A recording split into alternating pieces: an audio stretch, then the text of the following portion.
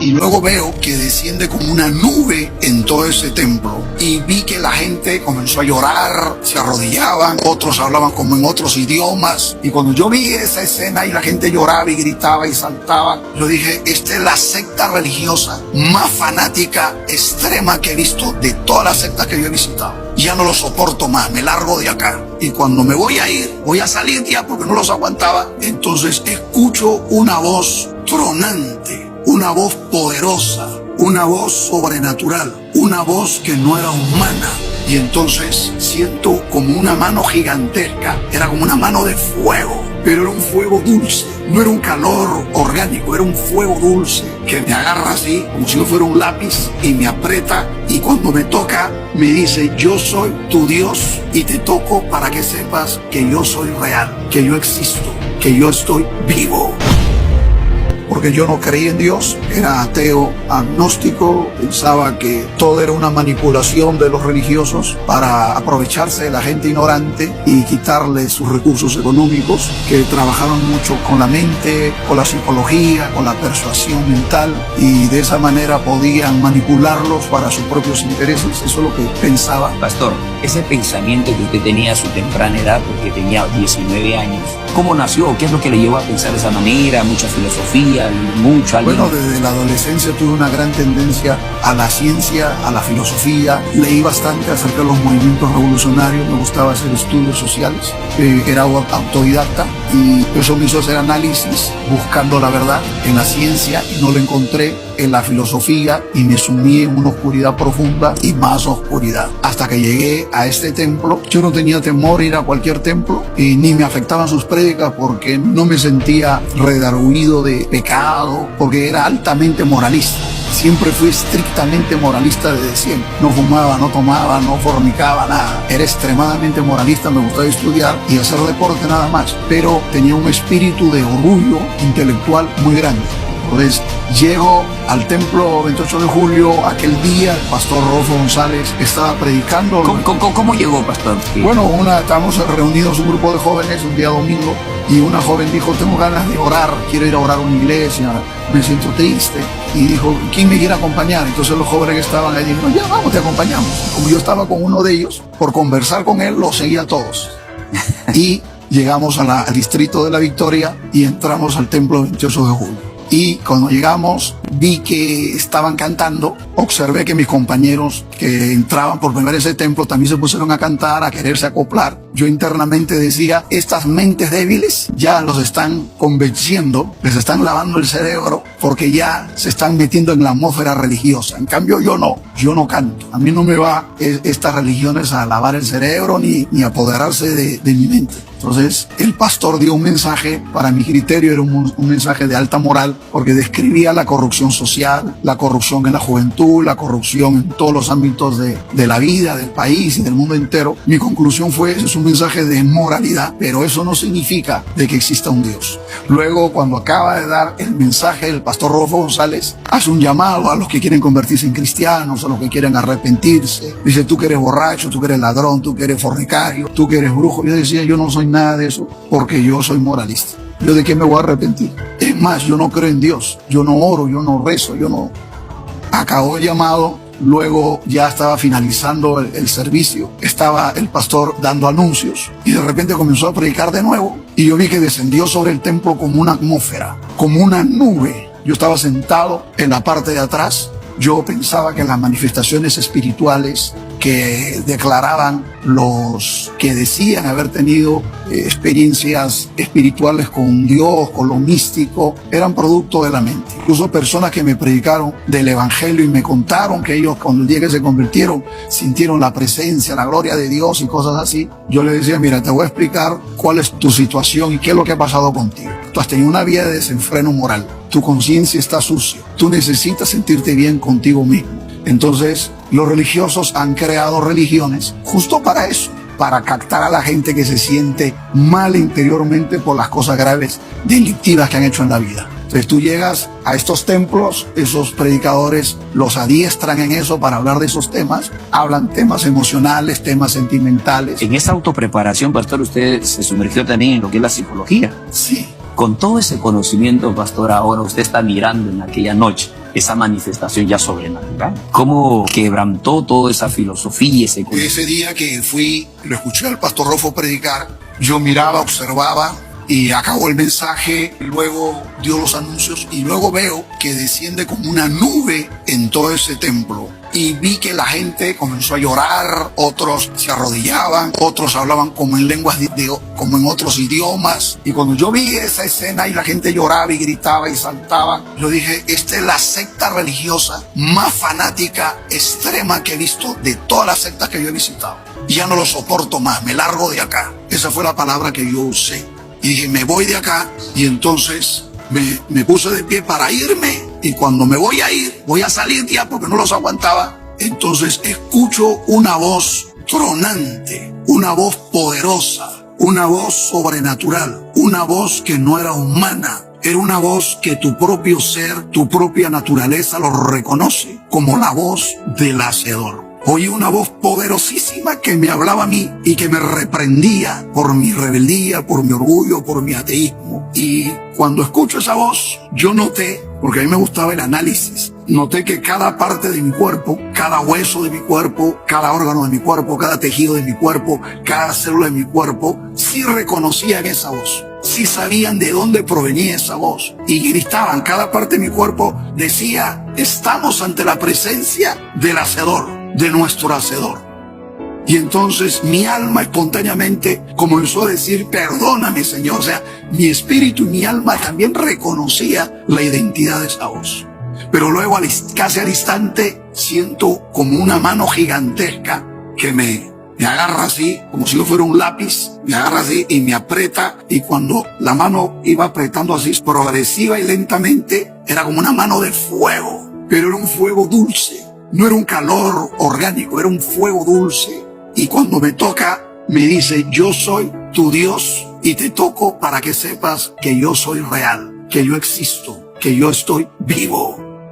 Y esa mano siguió penetrando, y cuando penetraba, yo sentí que atraviesa mi piel, mi carne, mi hueso, mi espíritu como que la aprieta así, y sentí una dulzura, un amor, un gozo, pero era algo que yo quería explosionar. Sentía como miles de millones de voltios de energía interiormente, pero era algo dulce, algo bello, algo precioso. Luego esa misma mano se abre y de nuevo me aprieta y de nuevo me suelta por 3 veces consecutiva. Luego sentía en mi estómago como si tuviera una esfera de fuego que iba subiendo, subiendo, subiendo. Cuando llega a mi corazón, ardía mi corazón. Cuando llega a mi boca, sentía como que mi boca iba a explosionar. Y cuando llega a mis ojos, sentí como que mis ojos se habían convertido en 2 lámparas, en 2 linternas. Y cuando llegó a mi cabeza, el ateísmo, la dureza, la oscuridad, el peso que yo tenía, todo desapareció. Y me salían lágrimas en abundancia. Veía todo más lindo, más bello, más precioso. Sentí una alegría, una fortaleza, una renovación. Me sentía libre, me sentía salvado y cambiado por el poder de Dios. Desde ese momento me volví cristiano y comencé a congregar, me doctriné y me bauticé. O sea, no dejó pasar esa experiencia. No, al instante que Dios me tocó y me hizo ver que Él era real, me volví cristiano. ¿Y en su casa ya habían personas que estaban siguiendo el evangelio? No, fui el primero en convertirme y ahí, por la misericordia de Dios, uno a uno se fueron convirtiendo. Y yo no sabía que tenía un llamado, pero sí tenía un deseo muy grande de estar orando bastantes horas. Leía la Biblia, tenía un hambre por leer la palabra de Dios y por predicar. Predicaba sin cesar. Sentí una carga de orar por las almas perdidas. Sentí una carga por salir a predicar. Sentía como que me picaban los pies. Sentía como que dentro de mi pecho había una desesperación sana de salir a predicar, de salir a evangelizar, de salir a orar. Un deseo de predicar, un deseo de orar, un deseo de leer la Biblia. Un aborrecimiento a la maldad, al pecado.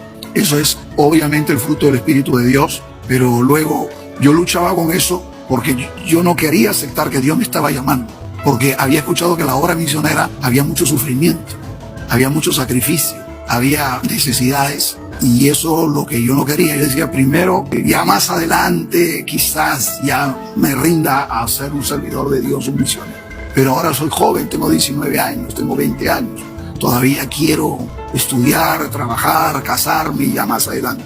Yo me resistía al llamado de Dios. Dios me demandaba más tiempo pero yo me resistía y cada vez que me resistía me venía una enfermedad, me quebrantaba la salud. Yo volvía a resistir, de no me quebrantaba la salud, hasta que dije, Dios, ya no, me rindo, voy a servirte a ti. Y comencé a servirle aquí en la ciudad de Lima, casi ni bien me bauticé. Me bauticé y me fui a colaborar. ¿Cuántos años tenía cuando usted se bautizó, pastor? 20 años ya tenía. Y comencé a trabajar acá en la ciudad de Lima, en un lugar que se llama Surquillo, en un anexo chiquitito que se llamaba Vipep. Ahí comencé a colaborar, era un colaborador. Estuve ahí unos meses, pero luego volví a trabajar al templo 28 de julio, donde pastoreaba nuestro pastor Rodolfo, y trabajé también colaborando en la doctrina, con todos los varones que se iban a bautizar. Trabajé ahí también un tiempo. Y luego pasé a trabajar con el reverendo Teodoro Chumpitaz en el anexo de San Miguel, donde yo estaba a cargo prácticamente. Y en el año 92 empecé a trabajar ahí. Ya tenía unos 2, 3 años de convertido. Y ahí comencé a predicar. Pero también este hombre de Dios me enseñó mucho, porque yo orando le decía a Dios, Señor, yo quiero ir a trabajar a un lugar, no bajo mi voluntad, sino que tú me lleves. Y estando orando en un ayuno, tuve una visión, es decir, como una imagen de televisión, y vi el rostro del reverendo Teodoro Chumpitaz, al cual yo solamente lo conocía de vista. Le miré el rostro, y una voz me dice, él va a ser un maestro y te va a enseñar muchas cosas que tú no conoces. Eso lo vi yo en esa visión orando en un ayuno en el templo 28 de julio. Y de repente llegó de sorpresa el pastor Teodoro Chumpitaz a predicar en el ayuno. Y entonces él nos llamó a todos a pasar al altar, a orar, a clamar, y descendió el Espíritu Santo y comenzamos a hablar en otras lenguas. Y entonces él se me acerca, yo nunca había conversado con él, nunca le había dicho nada, pero había tenido esa visión que Dios me decía, tú vas a trabajar con él y él te va a enseñar muchas cosas. Cuando usted habla de hablar en otras lenguas, en ese momento, ¿era su primera experiencia, pastor? No, ya tenía el bautismo del Espíritu Santo. Y se llenó entonces ese momento, ese ayuno. Ese ayuno, llegó el pastor Chumpitaz, me puso la mano en la cabeza y él comenzó a hablar en otros idiomas y yo hablaba en otros idiomas y yo entendía como que era una conversación donde Dios nos conectó para trabajar juntos. Ahí acabó ese ayuno y él me dijo que quería que yo vaya a trabajar con él a donde él estaba. Era soltero, vivía en Lima, en Pueblo Libre, predicaba en San Miguel, estaba muy contento porque éramos un equipo de trabajo muy hermoso, había muchos jóvenes, estábamos predicando en todos los alrededores. En 28 de julio el templo central también trabajaba con los jóvenes, es decir que estaba feliz, contento con la labor que estaba desempeñando, pero de repente me vino una manifestación espiritual que yo entendía que Dios me quería decir algo. Y entonces estuve ayunando varios días y entonces creo que estaba ya a la mitad de esos días y estaba en mi casa. Y de repente yo estaba de rodillas orando y descendió el Espíritu Santo. Sentía la gloria de Dios, el poder de Dios, el fuego de Dios y comencé a hablar en otras lenguas conforme el Espíritu me hacía hablar. Y hablaba lengua, media hora, una hora, hora y media, pero no entendía nada. Y yo sentía que quería entender, o sea, había una necesidad de entender. Y decía, Dios, ¿qué me quieres decir? Y le pedí a Dios, porque la Biblia dice, el que habla en lengua pide en oración poder interpretar, o sea, que Dios lo interprete, poder entender. Y entonces le pedí a Dios y ahí se manifestó la interpretación y pude entender lo que Dios me decía. ¿Y qué es lo que me dijo Dios en el castellano?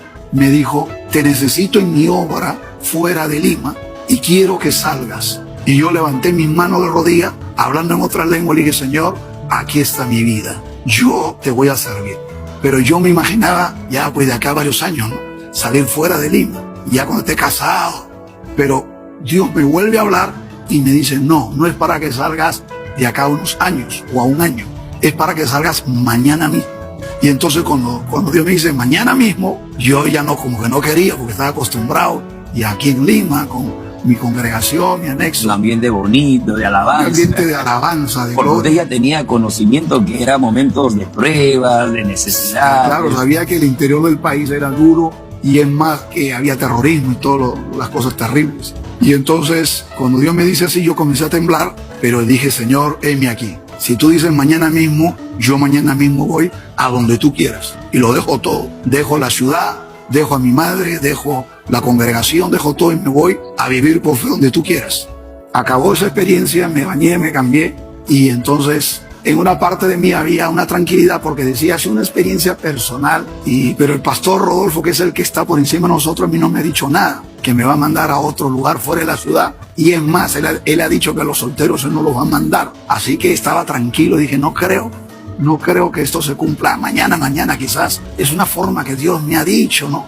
Pero había otra parte de mí que me decía, tú sabes que esas lenguas no eran falsas, y que esa manifestación no era falsa, y que esa voz no era falsa, y que tú vas a salir mañana a la obra de Dios. Eso empezó ahí a Y entonces yo estaba con esa batalla y me fui en ómnibus a la clase del seminario que estaba al lado del templo. Estaba con esa batalla porque una voz me decía, tú sabes que Dios te ha hablado, que mañana te vas a la obra. Pero por otra parte decía, pero a mí Dios no, pero el pastor a mí no me ha dicho nada. Y yo en Lima estoy muy bien, estoy trabajando bien. Si estoy trabajando bien acá, ¿para qué voy a ir allá? ¿Te das cuenta, varón? Sí, sí. Entonces cuando llego al seminario, me encuentro con un pastor de provincia que había llegado y me dice, hermano Eduardo, nos vamos a trabajar a la obra provincia, a la ciudad de Tarma. Y yo dije, ¿qué? Sí, nos vamos a trabajar a la provincia de la ciudad de Tarma. Y yo acababa de tener esa experiencia que Dios me había dicho, mañana te vas a la obra. Y entonces yo dije, varón, tranquilo, hay que orar, hay que orar. Pero de todas maneras, como acababa de tener esa experiencia que Dios me decía que mañana te vas a la obra, yo decía, no vaya a ser que esto sea el lugar donde Dios me quiere llevar, a la ciudad de Tarma. Entré al seminario, estaba en la clase del seminario, y cuando yo iba a acabar la clase, yo le dije, Señor, tú en mi casa me has dicho que me necesitas en tu obra ya. Y ahora vengo acá y me encuentro con este pastor que me dice para irnos a provincia. ¿Es realmente esta persona un enviado tuyo? ¿O es una casualidad? ¿O es que un capricho de él o un deseo de él? Si tú realmente me quieres a mí, que yo vaya a la ciudad de Tarma, en Junín, en la sierra del Perú, a más de 3.000 metros sobre el nivel del mar, a una zona rural, zona de campo, zona donde las casas son de barro, donde casi mucha gente no tiene ni baños. En esa época no tenían ni baños y muchos no tenían ni luz. ¿En qué año estamos hablando? El año 95. Entonces yo le digo, Señor, yo ni conozco ese lugar, pero si tú quieres que yo vaya a esa ciudad, yo te pido una señal sobrenatural. Te pido que alguien que no sabe nada de esto, tú lo hagas, que se vaya al templo 28 de julio, que se pare en la puerta del templo 28 de julio y que cuando me mire, me señale y me diga, tú tienes llamado de Dios para la obra en la ciudad de Tarma. Y si hay esa experiencia, yo voy a creer. Estamos luchando con y entonces yo sentí en mi espíritu una voz que me dice, tú quieres eso, lo vas a tener. Y ahí la pierna me comenzó a temblar.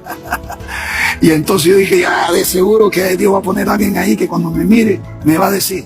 Y cuando me iba acercando a la puerta del templo 28 de julio, mi corazón iba latiendo más fuerte y me acercaba más y más, y mi corazón latía más y más, hasta que llego a la puerta y había un varón cuidando la puerta. Y me mira, yo lo miro, yo dije, no vaya a ser que me diga lo que le he pedido a Dios. Y me mira a los ojos y levanta la mano y me señala. Y me dice, hermano Eduardo, escucha lo que te voy a decir. Dios dice que tú tienes llamado a la ciudad de Tarma y vas a irte a pastorear allá. Cuando me dijo eso, ya todos los pelos de mi cuerpo se me erizaron. Y entonces yo me la acerco ya temblando y le digo, varón de Dios, ¿por qué tú me dices eso? Le digo, ¿has escuchado a alguien? No, yo no he escuchado nada. ¿Por qué tú me dices que yo voy a ser pastor en esa ciudad? Y me abre su Biblia, una Biblia vieja, antigua, bien gastadita, y la página última decía, mire qué dice acá, Eduardo Macías para Tarma. Yo le dije, ¿por qué ha puesto eso ahí? Es que hace mucho tiempo yo estaba orando en el altar y una voz me dijo que tú ibas a ser pastor para esa ciudad. Y de ese día estaba orando para que tú vayas allá. Entro al templo, me siento, yo ya sabía que Dios me estaba agarrando del cuello para que me vaya a Tarma. Pero yo dije, pero el pastor Rodolfo a mí no me ha dicho nada. O sea, el pastor que es el que tiene la autoridad de mandar a un pastor a una ciudad o no mandarlo, no me había dicho nada. Entonces yo dije, bueno, el pastor Rodolfo a mí no me ha dicho nada, pero de todas maneras yo sabía que esas experiencias no eran cualquier cosa.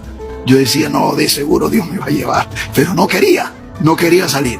Y entonces el pastor llegó, yo me senté atrás, el pastor predicó ese día, y cuando acabó de predicar, el pastor comenzó a saludar a todos, y se me acerca a mí, me da la mano, me la aprieta y no me la suelta, y me jala hasta la calle y me lleva hasta su oficina, y me dice, mañana te vas a la obra, y te hago responsable del testimonio de esta santa obra de Dios en toda esa ciudad, porque ahora vas a estar solo, y si haces algo malo, tú darás cuenta a Dios, pero si tú haces cosas bien hechas, Dios te bendecirá.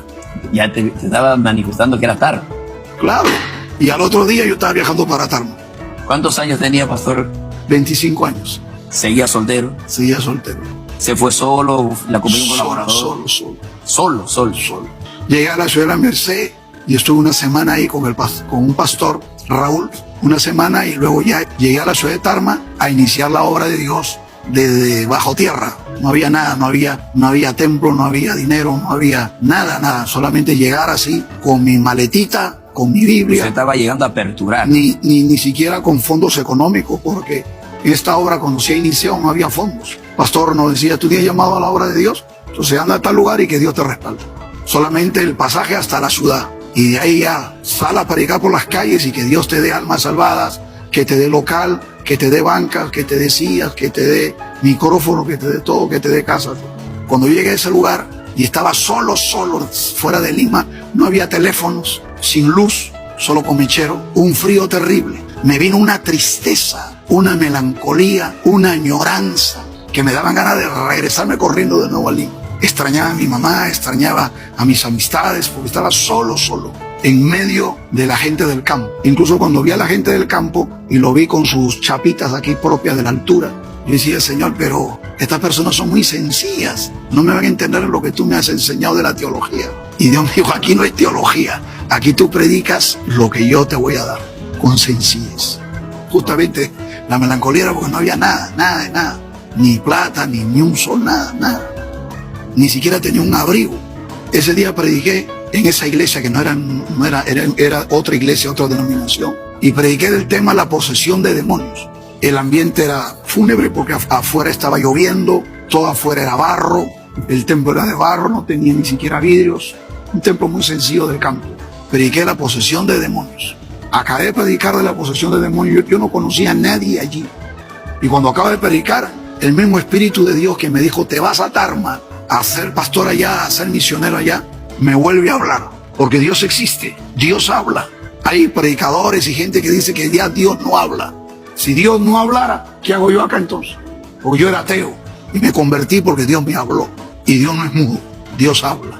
Amén. Es verdad que Dios no te habla a cada rato, de a cada instante, es cierto también, pero Dios habla, su Espíritu habla. Acabé de predicar, estaba en el púlpito, toda la gente del campo estaba ahí abajo, estaba lleno aquel templo. No había luz, solamente había unos mecheros. Predicaba sin micrófono porque no había micrófono. Y el Espíritu Santo me dice, ¿ves ese joven que está allá? Un joven que no tenía ningún aspecto de pecador ni de mundano, sino tenía aspecto de cristiano. Dios me dice, ese joven, Satanás mismo lo tiene amarrado, encadenado. Quiero que lo llames, lo pagas para parar acá, ora por él porque yo quiero libertad. Y entonces yo le dije al joven, tú que estás ahí, no había nadie adelante, tú que estás ahí. Me miró el joven, le dije, ven, quiero orar por ti. Él me mira y el Espíritu Santo me dice, Satanás le ha amarrado las piernas para que no pueda caminar. Y yo dije, en el nombre de Jesús, pasa aquí adelante. Y la cadena se rompió y pasó adelante. Yo no lo conocía, no sabía quién era, pero Dios me dijo que este joven, Satanás lo tenía amarrado. Oré por él y cayó como muerto. La gente decía, se murió. Y yo le dije, no está muerto, Cristo lo ha libertado. ¿Y cómo pastor se logró pues adquirir el templo? Porque se adquirió el templo, luego se construyó no solo el local, la radio o la televisión. Bueno, mire, pastorear en la Sierra del Perú, en zona de campo, zona rural, es bastante duro. Por el frío que hay, hasta nos amenazaban los terroristas. En zona donde mataban y masacraban. Y uno tiene que apoyarse en Dios. Zonas de desastres naturales. Yo he visto en varias ocasiones que las piedras caían aquí, acá, allá, yo con mi esposa, en medio de los huaicos, subiendo cerros, trepando cerros, durmiendo en el piso, pasando helada, viajando por los ríos, zonas de asalto, zonas de muerte. Y uno está en medio de esas personas que también sufren así. Y cuando yo llego, ellos dijeron, claro, usted viene de Lima. De seguro de Lima le van a dar su cheque, le van a alquilar una tremenda casa, pero nosotros sí sufrimos. Nosotros vivimos con una moneda. Nosotros somos pobres, porque mucha de esa gente solamente comían papa todos los días, papa en la media tarde y noche. Por eso Dios me llevó allá, para yo vivir como ellos, dormir como ellos, comer como ellos. Si me enfermaba, igual que ellos, iba donde ellos iban, o a clamar a Dios. Y si me amenazan de muerte, ¿quién los defiende a ellos? A la gente pobre, a la gente del campo. Solo Dios. Yo tenía que demostrarle con mi vida, el que te guarda, el que te cura, el que te provee, se llama Dios. Y esa escuela de padecimiento es bueno porque te hace depender de Dios, te hace más fuerte, te hace más resistente. te identifica con el pueblo. Yo era pastor de quién, hermano, yo era pastor de hijos de terroristas que sus padres los habían matado, o hijos de ciudadanos que los habían, o sea, jóvenes que me decían, pastor, entraron los terroristas de mi madre, a mi padre, muchos que escapaban del terrorismo de la guerra, esos eran mis ovejas, gente que ha sufrido mucho, ha llorado. Entonces, no va a ir un pastor que no sabe ni qué es eso, o sea, y por eso que Dios nos hace pasar todo ese proceso para poder comprenderlos, entenderlos, valorarlos, y que ellos también te valoren, porque si ellos ven que tú no has vivido nada de ello, dice, claro, cualquiera habla, pero a ver que lo demuestre acá, a ver que lo viva. Usted predica de fe, pero a ver, viva por fe. A ver, levante una obra de abajo. O sea, no solo es hablarlo, hay que demostrarlo, hay que vivirlo, hay que experimentarlo. Los padecimientos de un pastor cambian. A veces, en ciertas etapas, el padecimiento es económico. En otra etapa, el padecimiento es enfermedades. En otra etapa, el padecimiento son persecuciones. En otra etapa, son calumnias. En otra etapa, son humillaciones. Pero no quiere decir que uno llega a cierta etapa y que ya los padecimientos se acabaron. No. Los padecimientos siempre van a ser las sandalias o las botas de los hombres de Dios. ¿Algún momento duro, pastor, que se presentó a su vida, que puso a prueba, digamos, su fe, su ministerio? Muchos momentos duros, difíciles, fuertes, pero siempre Dios ha estado ahí. Yo recuerdo que llegó el presbítero a predicar a mi iglesia. El presbítero llegó a predicar a mi iglesia y abre la Biblia. Yo estaba parado detrás y él lee un pasaje de la Biblia en Apocalipsis donde dice, Satanás te va a atacar, vas a ser probado. Y en ese momento el Espíritu de Dios me habla y me dice, párate firme porque vas a ser probado. Satanás va a atacar a tu esposa para intentar matarla en este momento. Pero no tengas temor, yo voy a estar contigo. Cuando eso pase, alábame. Y vas a ver que ya allá por la puerta de la calle va a entrar un joven corriendo. Un joven corriendo que te va a hacer así. Baja del altar. Y cuando tú bajes te le vas a acercar. Y cuando tú te acerques te va a decir, pastor, corra a su casa que su esposa se está muriendo. Y cuando tú llegues la vas a ver muriendo. Pero no tengas temor. Yo dejé a mi esposa en mi casa, que había dado a luz hacía poco, totalmente sana. Y llegó el presbítero a visitarme y nos fuimos al templo. Estoy en el púlpito, el presbítero abre la Biblia para predicar, y cuando la abre, Dios me dice eso. Prepárate porque viene la ola. Satanás quiere matar a tu esposa. Y entonces yo me paré firme y le dije, Señor, fortaléceme. Y estaba mirando a la puerta de la calle y justo entra un joven por la puerta de la calle. Y efectivamente, como Dios me dijo, me hizo así. Dios me dice, te le vas a acercar y él te va a decir, tu esposa se está muriendo. Yo decía, Señor, dame fuerza. Me le acerco al joven y el joven me dice, Pastor Eduardo, corra a su casa, su esposa se está muriendo. Llegué a mi casa, mi esposa se estaba muriendo. La llevé al médico, el médico me dice, su esposa le ha dado un derrame cerebral. Se va a morir.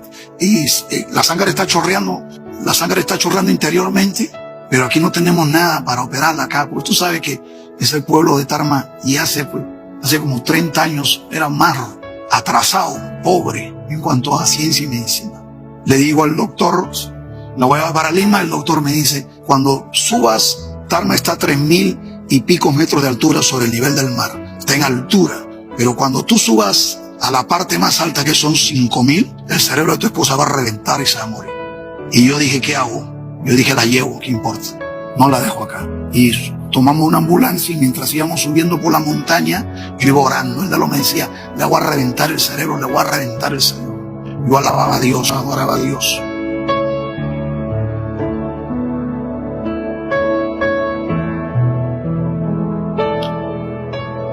Y no murió. Dios la sanó. No murió. Pasamos la altura y llegamos a la capital. Y Dios puso su mano y progresivamente se fue recuperando y se sanó.